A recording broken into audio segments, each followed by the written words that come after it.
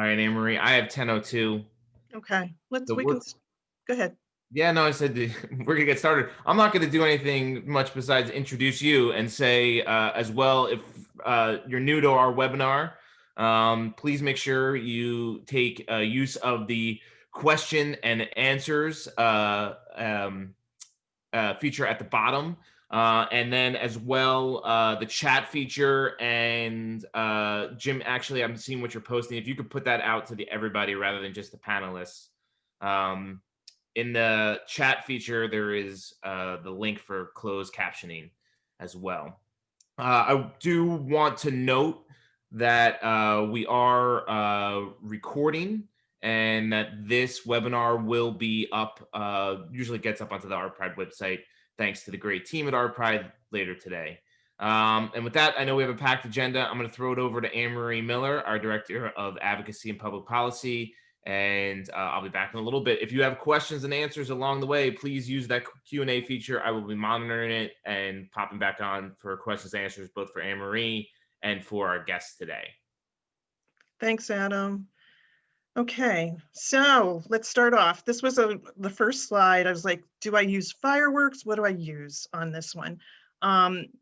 This week or last week, we learned, actually it was this week, time is relative, $5 million in CARES Fund for arts and culture. So I said, okay, fireworks, this is great. As everybody might know, CARES funding has to be expended by the end of the calendar year. So we've been working on this effort since June. And the Arts Council put out a notice about some immediate action needed to arts groups that are eligible for the CARES funding. I just put Will Ferrell in there because it's the holidays, and this actually expressed how hard it was to get that CARES funding for arts and culture. So chuckle there. So meanwhile in Washington, there have been two proposals.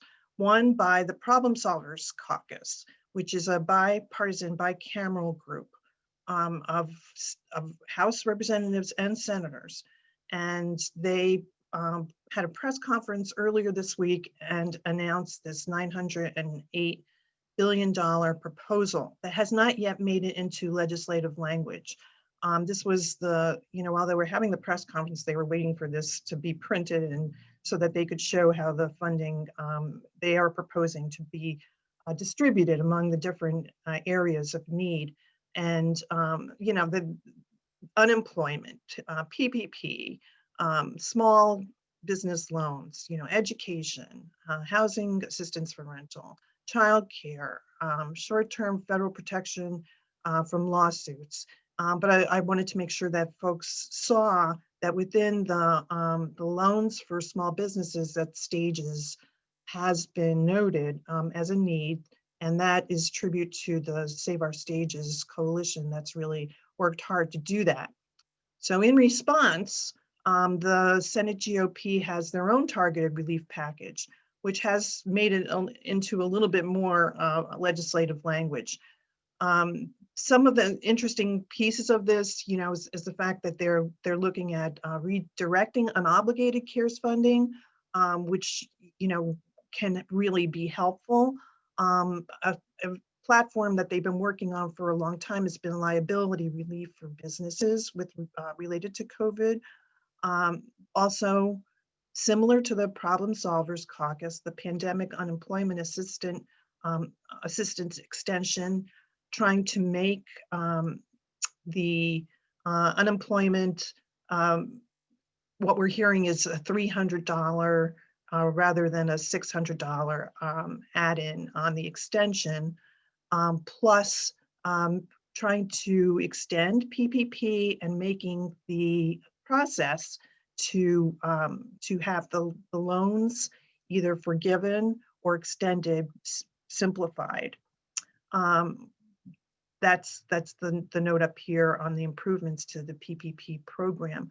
Also covering organizations and businesses that have smaller number of employees.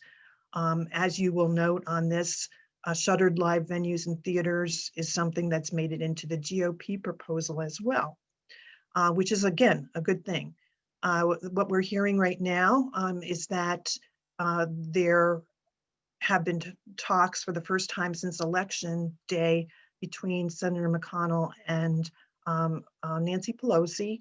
So that's a good thing. And I think, you know, for a person who's not really hopeful about government and their ability to take action in a bipartisan way, I really have some hope that before Christmas, this will, some sort of package will be agreed upon, because it will affect January through March. Today, there's also a House vote on decriminalizing marijuana, which should be interesting as well. Although that's not a bill that's expected to go anywhere, because you know, the president's not going to sign it, at least not this president, the current. So in advance of this, a couple of days ago, we got an action alert out, and you know, it's two things. We're asking them to pass the budget, which has to be done by December 11th for fiscal year 21. That includes $170 million for the National Endowment for the Arts and the National Endowment for the Humanities, and to address the needs for coronavirus relief. And so we ask you to please take action now before they go home for the holidays. This is the time to really have an impact. There's also a similar email on the artsactionfund.org website. I kind of like, we scooped them out on getting our alert before they got theirs together, but you can use either one. And it's a little long because it takes into account several of the provisions that will help arts groups in particular, and arts creative workers. So you can either subtract, add your own story, you know, take pieces out if you think it's too long, but please use it. That's what we ask.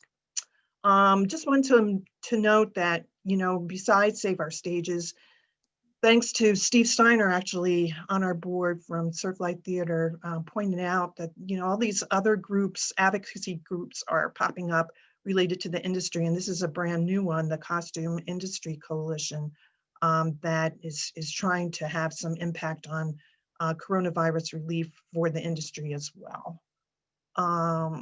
Now we get into our discussion. And I really wanted to thank, I've written all over my notes, thank you to the folks that we invited today. They were really eager to be part of a discussion to talk a little bit about how this Jersey City Arts Fund passed. Several things that showed up on the web in advance of the November election. You know, were messages that resounded to voters to pass the referendum municipal bill number 1 on the ballot, and it won by, I think, over 64% or about 64% of the vote. So what I want to do now is invite our panelists, and they can share their screens. And we have joining us Heather Warfel from the Jersey City Arts Commission. We have Christine Goodman from the Office of Cultural Affairs in Jersey City, and we have Robinson Holloway, who was former chair of the Jersey City Arts Council and has been working on this since day one. So I'm gonna see what I can do and stop sharing my screen. And okay, so far so good. And great, awesome. So what I wanted to do is, first of all, thank you ladies for joining us. And as a way of introduction, I just want to go around the table, the Zoom table, and ask if you'd please let us understand what your role it was in developing the referendum. And then Adam, and I don't know how Adam and Jim would get rid of your videos and your icons. All right, we'll figure it out. Let's just keep moving. So let's see, who's got Robinson, you're the one who's not muted. Okay. Go ahead. Hi, everyone. I'm Robinson Holloway, and I was the chair of the Jersey City Arts Council in 2017 and 2018, which is actually when this began. I'll say it began early in that we had known for some time that there was a need for civic and community funding for the arts. And we had looked at different strategies. We'd actually met with, to discuss a referendum, but it seemed like a big ask initially. So our original target was to be part of the budget. So Heather Warfel and I met with Mayor Fulop back in March of 2018 to discuss having the arts be part of the Jersey City budget.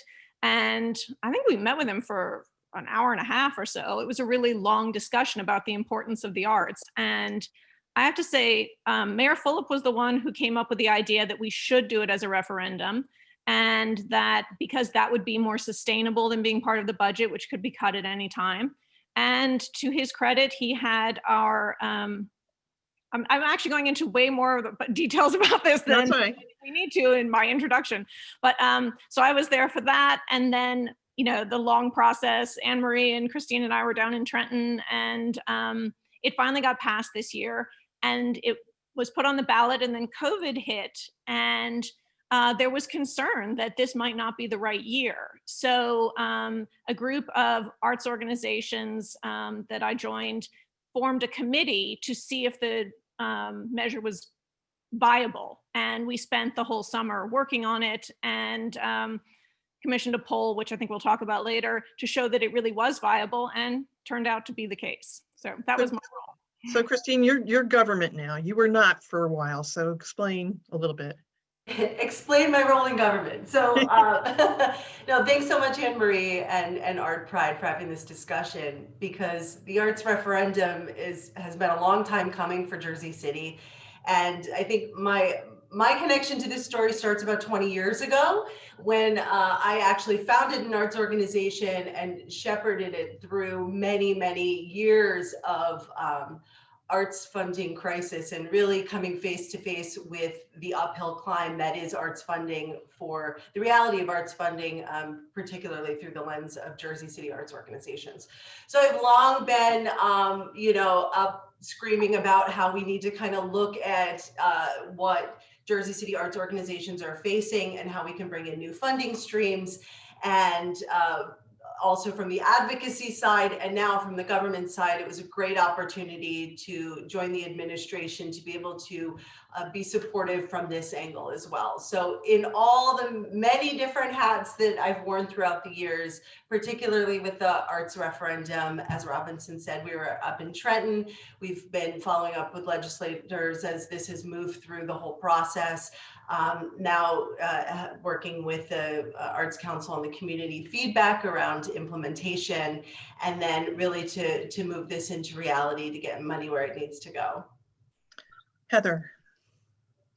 Hey everyone, I'm Heather Warfel-Sandler, current chair of the Arts Council, and I think Robinson gave you a little bit of the history. Robinson and I were on the founding board of the Jersey City Arts Council, and met every week for a couple of years, building this and looking at strategies. We had done a Percent for the Arts campaign back when we were originally looking at the hotel tax. So, right from the get-go, looking for funding was something we were doing. And, like she said, we had kind of met walls in different ways. And then this seemed like a great solution. And as we see now, it was.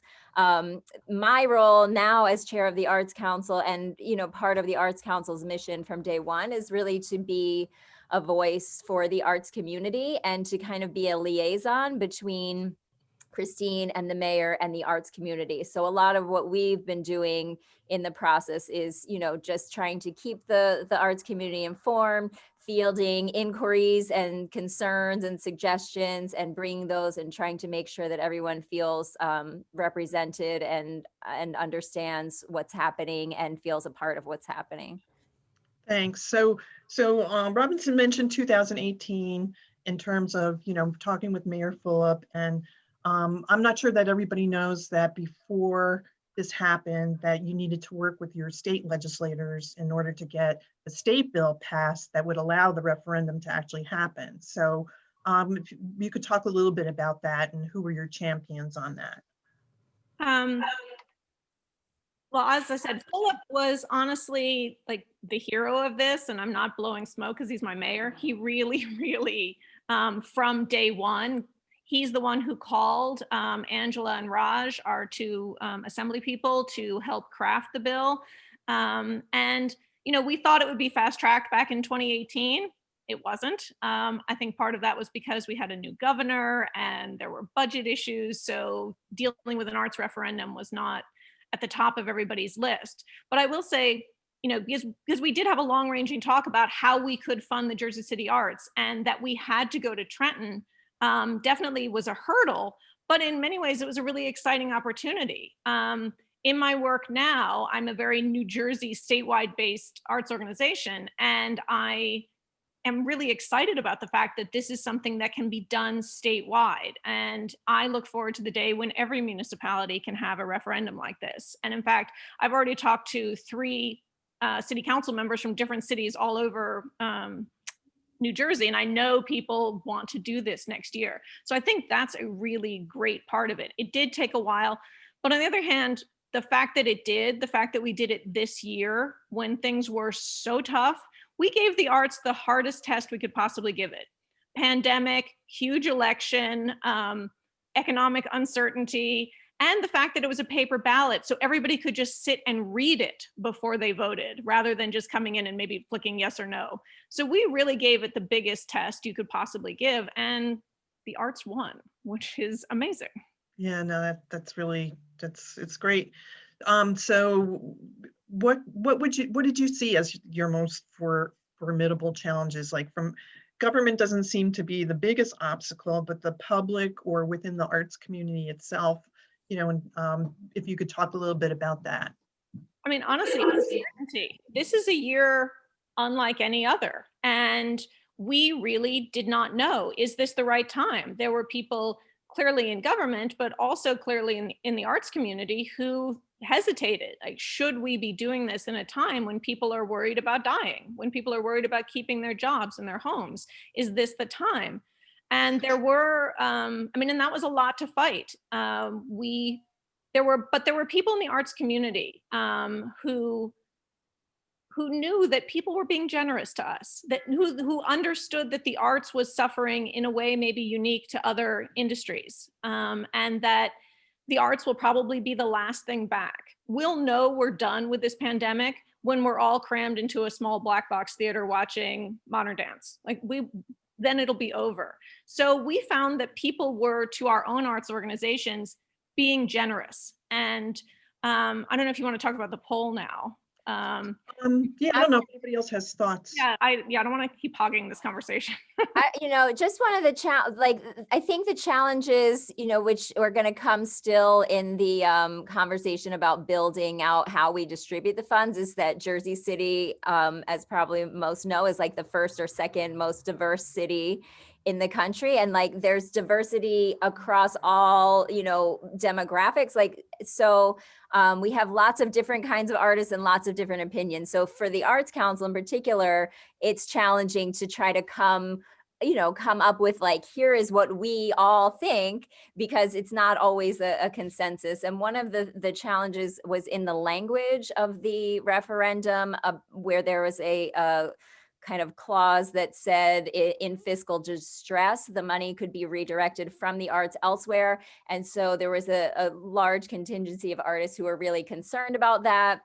And that kind of came back around to building this trust between government and the arts community, which again is not something new. So, that was a challenging role. And like Robinson said, Mayor Philip and Christine, and we knew, we were meeting with the city and really felt that their support was authentic. So, getting everyone on board, and the people who were worried about those concerns, that was a big part of it. And trust building will have to continue. So yeah, because legislation is what it is, and you had to make a decision about being able to accept that fact, which is, yeah, exactly. Adam, you have questions? Yeah, there were a couple questions that came in, Annmarie, about from a few different folks about what was in the content, the language of the state bill, and how that affects other municipalities that might make a similar referendum or concern. So if you could share a little bit more information about the contents of that. You know what we'll do is with the notes from today to the attendees, we'll add a link to the bill so that they can see it themselves. Okay, and so that was one question, and then how this obviously affects other people are interested in terms of how this might work in other municipalities. Jeremy Johnson from Newark Arts was asking about that. So if you could maybe address that, how it works in other municipalities, and if there was organized opposition to the arts referendum and how that was addressed. And then I'll come back as more questions come in. I can answer that. One, I don't think that should be any issue with any other municipality in New Jersey, as long as you have an arts community and a local government that are aligned with this. Those are the main ingredients. The measure allows any city council person to, or the city council to have an ordinance and put it on the ballot and ask your citizens. And in many ways, it's the fairest thing to do. Do your citizens support the arts? Yes, then you can fund them. In terms of organized opposition, we were lucky because Charlotte, North Carolina, last year had an arts referendum, and they did have organized opposition. Anytime you have a tax, there are anti-tax groups that will go after it. Ours was such a small tax that it didn't draw outside opposition. I mean, the Republican Party of Jersey City, which is, I think, not a huge power, was against it. And there were definitely people who felt like their taxes were too high. What we did was sort of address, the trolls on social media as much as we could. The one thing we had going for us was the arts are popular. I mean, that's why we did the poll, so we could feel secure about that. But the arts are popular, and we were asking for a very small tax. So there were questions that came up, and we just tried to answer them in as honest and transparent a way as we could. Heather and the Arts Council did meetings regularly. I feel like anybody who wasn't informed wasn't trying. So here's a question for Christine. So what messages do you think resonated the strongest with the voters? Because you had on this, the Arts Council had on its website a lot of different points about how the arts are important. What did you think worked the best? Well, I think, pushing us through in a time of COVID, the arts are really out front in terms of being something that we're embracing as we're home through quarantine. And we were able to find ways to connect through weekly Zoom conversations to really get on the same page around the message that was going out to the community. But at the end of the day, I think that the most important message was support for the arts, increased access for our community to the arts. I think, we do have a very diverse city, as Heather said, and I think that there is a huge range of arts access. And I think that for our voters to think of a Jersey City where their children could have more after school access to arts programming and where there could be more art activation in all of our wards was a real encouraging thought. So at the end of the day, the ability of the Arts Fund to increase arts programming across the entire city was the biggest selling point. I would love to add to that too, that that along with that, the access is also helping people understand that voting for the arts is actually going to support everyone, even if you don't participate directly in the arts, but kind of understanding how the arts are integrated in so many different aspects of the community and of the economy. So, and that too is, going to be ongoing messaging from the Arts Council. I think when, we were faced with kind of an ethical dilemma about pushing it through this year with the pandemic and everything Robinson said. And so even for those people who didn't vote for it, we, that 35% or whatever, we still want those people to understand that this isn't just you getting money taken out of your pocket to give to other people. That's not going to serve you. So that's, one of our goals, especially to build like long-term sustainable arts. Everyone in the community needs to understand that it's not just like, well, I don't like to go to plays, so this doesn't serve me, but it does serve you, because the play is bringing people in, and those people are going out to eat, and your kids get to do this, and that helps them think differently, and that, and just really understanding the big picture. So that was part of our messaging, but also messaging that I think we're going to continue with. Adam, you had questions? Yeah, there's quite a few questions coming in. I'm gonna try and consolidate these, and let's answer a couple of the short ones real quick. Is there there's questions about the amount that's collected, the maximum amount, and the anticipated amount. So if maybe we could share a little bit, and what entity will be in charge of distributing the funds and the mechanism for determining who and how much will be distributed. And then there's some more questions, so I'll pop back on. So the bill is 2 cents per $100 of assessed property value, and that's the maximum. So that's what people were voting on. But from the beginning, Mayor Fulop had pushed this forward similar to our open space trust fund, and that is a fraction of a penny. So the goal is to keep it in line with what we've been doing for our open space trust fund. So the 2 cents is the maximum. It will probably be far less than that. We're working on that and looking to the Arts Council to make recommendations as far as what that final percentage is. And then that will go to our city council to vote on. And then the other question, what was the other question? The other question was about the mechanism for distribution, how it's going to be distributed, how organizations, artists, like how that works. So we've been working very closely with the Arts Council to hear what feedback is coming from the arts community at large. And I think probably, Heather, you can speak more to the community conversation. But we do think it's important at this stage that the arts community has the opportunity to give their feedback as far as what they would like to see through these conversations. And of course, there are other models across the country where tax dollars have been used towards the arts and granting process around that. And then the next step is to create these funding priorities. And it's also important to have a review process that is fair and transparent, and that also has the professional evaluation process as well. So you have arts professionals actually looking and giving recommendations.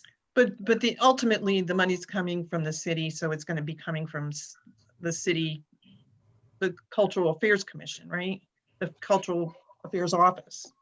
Well, I mean, I'm sure in terms of administrative, we'll be helping with that, because that's a huge piece. It's just the administration around it, but it goes into a trust. So it is not part of the cultural affairs budget, okay, which makes it better, right? So it's not subjected to the ups and downs of annual budgets. It's collected and it goes into its own trust.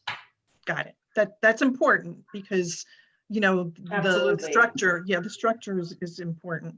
I would say too that, for if people are here to think about doing this, start that conversation immediately, because it's so complicated. You've got people who work in all different capacities. You have a lot of nonprofits. You also have a lot of small arts businesses. You also have individual artists, and the complexities of the city granting out money to small businesses. There's legalities. There's a lot to look at, and we're having a great dialogue. The process is the Arts Council has public meetings. We tell them, here's what we're thinking. They give feedback, and then we meet with Christine. And this has been ongoing, and we'll go, for a little bit longer until we come up with a plan that we'll then present to the community and say, here's the structure that we're looking at, and see where the concerns are. But yeah, I would suggest starting to look at how is this actually going to work as soon as possible, so that when the questions start coming in,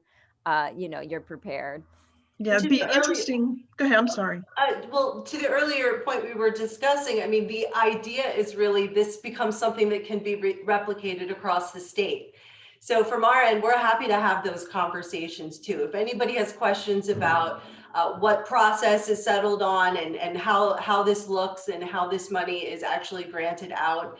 We're here and we should all have a talk about it. And I think every council that does granting across the state is continually refining their process. So we hope to be a resource too. And so here's a question of mine is basically, so when the referendum's passed, the city will start collecting that funding and it'll be placed into an account until the fund has determined its structure to be able to grant it out. So basically you're looking at a process that started in 2018 and before, and it's possible that you won't be ready to be giving out money until 2022.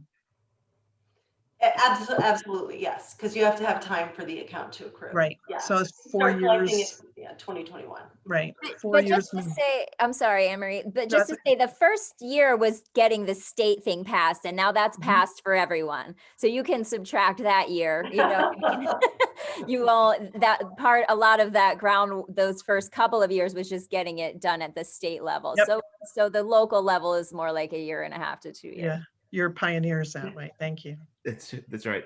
So there was a question, and I'm forgetting here who was just talking about I think it was you, Heather, was talking about the public input process. So Anita Thomas with Carolyn Dorfman Dance. Hi, Anita. Anita's on ArtPride's board of trustees. Anita is asking, how diverse was the committee? Are people of color satisfied with their input and the results? Are they involved in the leadership and in the process? Excellent question. The Arts Council board is very diverse. You can go to our website and see, you know, who we are. And so in terms of our representation and meeting with the city, we're there and representing. And yeah, our meetings are open to the public. I do feel like there has been diverse voices, and we're super dedicated to that. I think, you know, some of the research we've been doing and looking at how the grant gets distributed and who's eligible is understanding, you know, not just looking a little bit deeper at the actual systems. There, you know, there have been lots of articles about white, that a lot of nonprofits are white founded and white run, and that's certainly true of our nonprofit. So when we look at how we're distributing, we have to think of the system, not just, you know, individuals, like, do we have these people in the room, but are we actually building a system that is going to be accessible for different kinds of people? So that's definitely part of our thinking and our approach. That's a really good point. And Robinson, maybe that's a good, the polling piece that you know, to get into the community, because you did some polling yourselves and then you hired a company, an outside consultant, to help with polling and went deep into some of the communities within Jersey City, correct? Yes. I will say when it looked in April or May, that this referendum might be pulled from the ballot, a group of us formed the Jersey City Arts Fund Committee. It actually came out of those weekly arts community meetings, a group of volunteers, and we also were pretty diverse in our representation of all art forms and all different kinds, for-profit, nonprofit. It was quite a large group. And we met every single week, all summer long. And initially, we tried to figure out how to show we really had an audience of the city council and the mayor, how to show them that this was viable and to keep it on the ballot.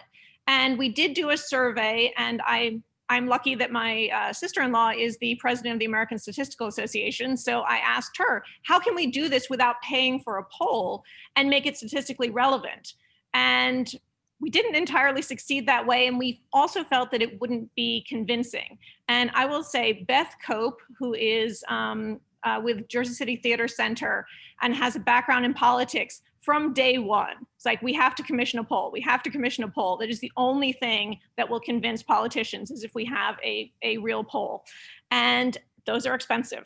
So what we did was the committee self-financed it. All these organizations chipped in $500 each. Martin Pierce, who is not an organization, but is a hugely helpful volunteer on the committee, also chipped in. And we got Chisholm Strategies, who are based in Mississippi, who specialize in ballot measures, to do the poll, and they did it professionally. They hit every ward, they hit every demographic, they hit every age group. I mean, they did a comprehensive poll, and they said to us in the end, this was as big a slam dunk as they have ever seen, because there hadn't even at that point been a campaign of persuasion. And we still had such a majority, one saying, because we gave them two questions, valuing the arts and then willing to raise their own taxes slightly to fund the arts. So that even if the margin of error had gone completely against us, and even if every undecided voter had switched to no, we still would have won easily.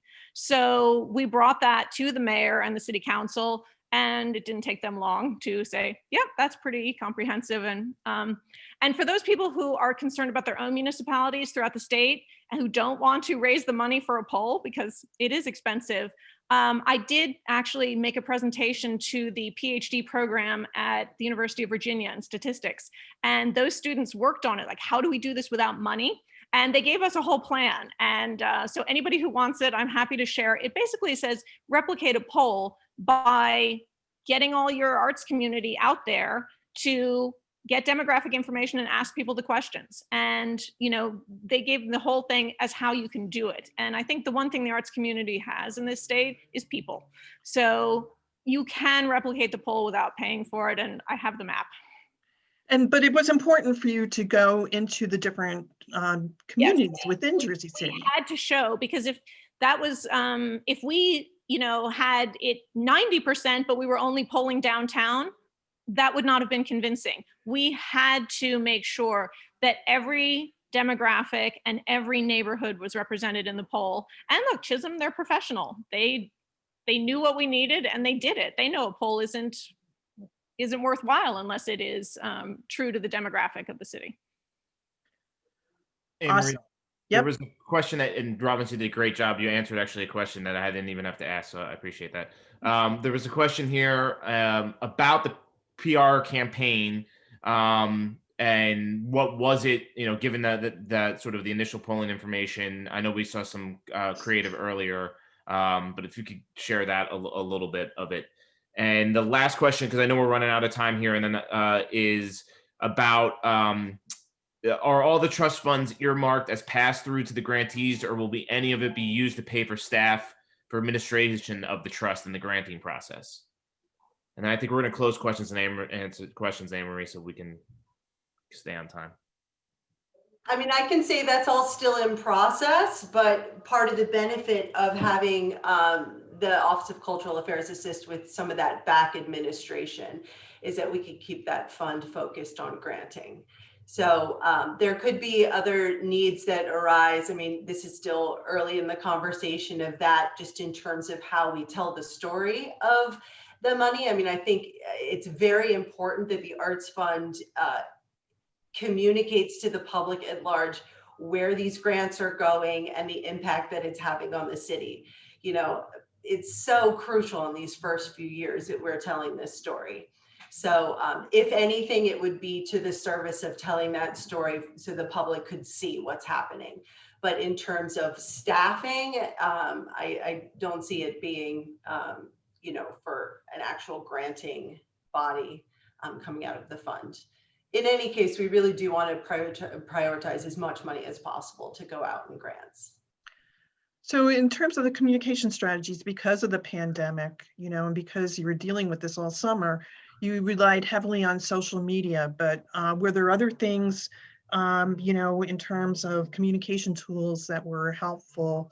I mean, you couldn't do door knocking, was there print involved? Was there email campaign? There was all of that.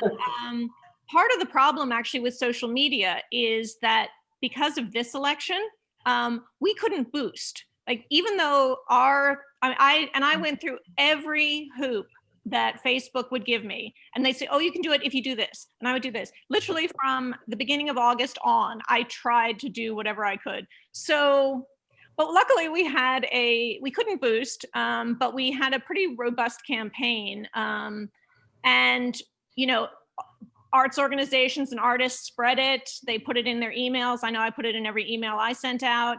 The one good thing that we weren't worried about is because of the poll, we knew that the support was probably there without much of a campaign of persuasion.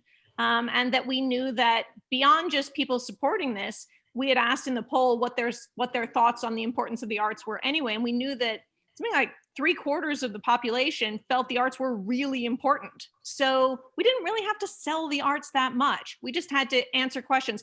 I went to every neighborhood association, or not every, but I went to a lot of neighborhood association Zoom meetings and answered questions and told them about it. There was the local media did stories about it. I feel like we did a pretty good job, and the results showed it.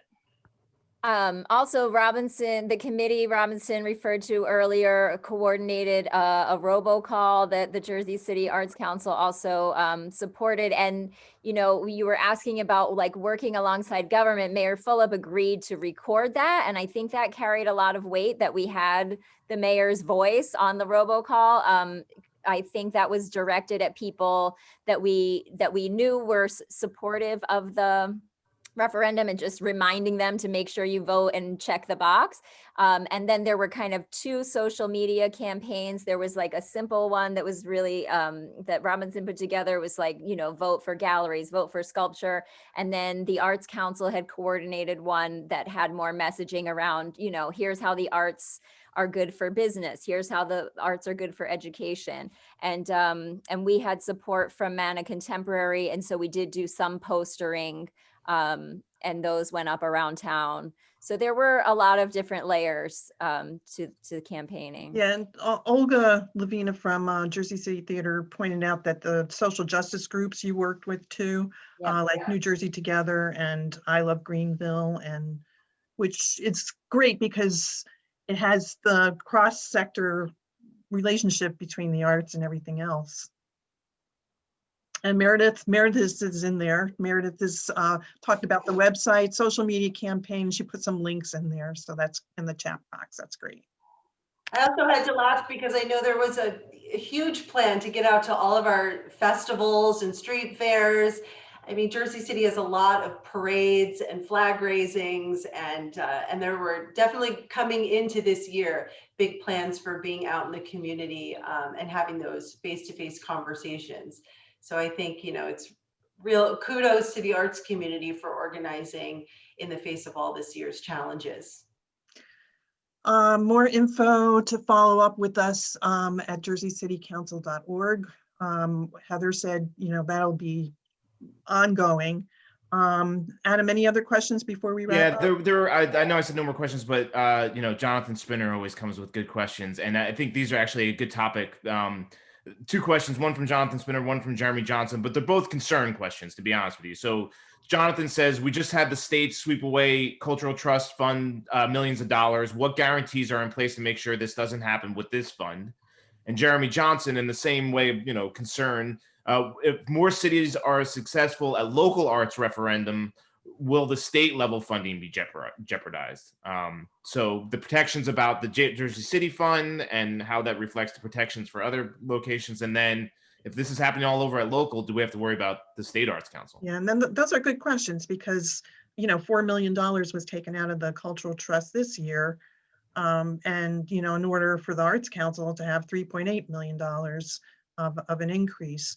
And so now we have to work at refurbishing the Cultural Trust to make sure that they can actually meet an annual goal and be able to give out grants. So it's not the first time that's happened. Well, I think on the local level, the information is in the bill about what the state can do with regard to the Art Trust. But, as I said before, it's not subjected to the ups and downs of our local budget, which is one safeguard, which is a good thing. So we're moving forward with our process. We're going to put a strong process in place, and we have an administration that's committed to collecting the funds and to distributing them.